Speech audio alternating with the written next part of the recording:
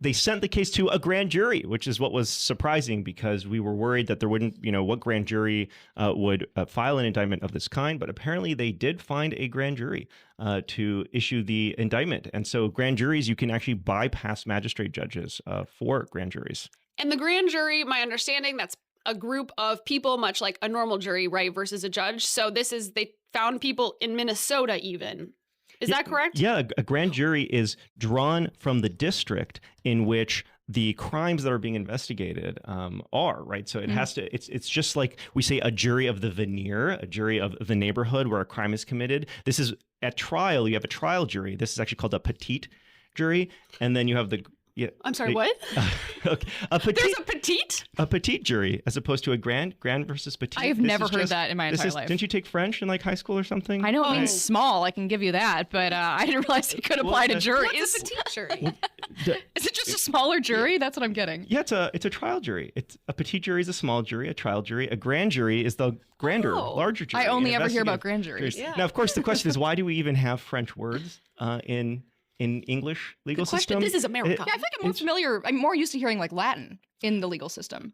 Habeas corpus, that's Latin, isn't it? Yes, it's anglicized Latin. That's right. But it turns out it has to do with the Norman Conquest of 1066. Duh. Sure.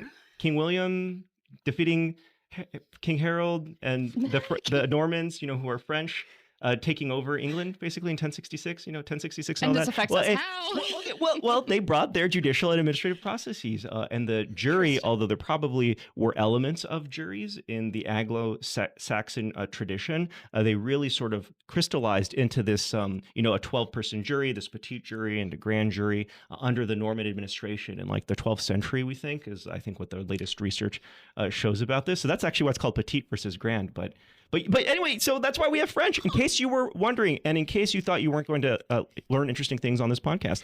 That's why there is French. Now, a grand jury doesn't actually adjudicate the facts of a case, right? That's what the petite jury is. That's what the trial jury is. The grand jury is usually, I think, 16 to 23 people, and grand juries are required to initiate prosecutions for capital cases or infamous crimes, which are just felonies for like a year or more in jail. The Fifth Amendment actually says this. Everyone thinks the Fifth Amendment, that's just the due process clause. Like the due process clause is there, but it says, I think something like no person shall be brought to answer for a capital or otherwise infamous crime except on a presentment or indictment by a grand jury. So it's this shield between, the people are a shield between the government and these criminal defendants to ensure before you can initiate a prosecution that could end in someone's life ending or imprisonment for a long period of time, you need a body of citizens, the grand jury, to decide that there's sufficient evidence to bring it forward. So those are required actually for felony cases and capital cases under the Fifth Amendment, but you could always use them in lesser offenses as well to get around judges who refuse to issue warrants. So that's, I guess, how they got around the magistrate judge's refusal in this case.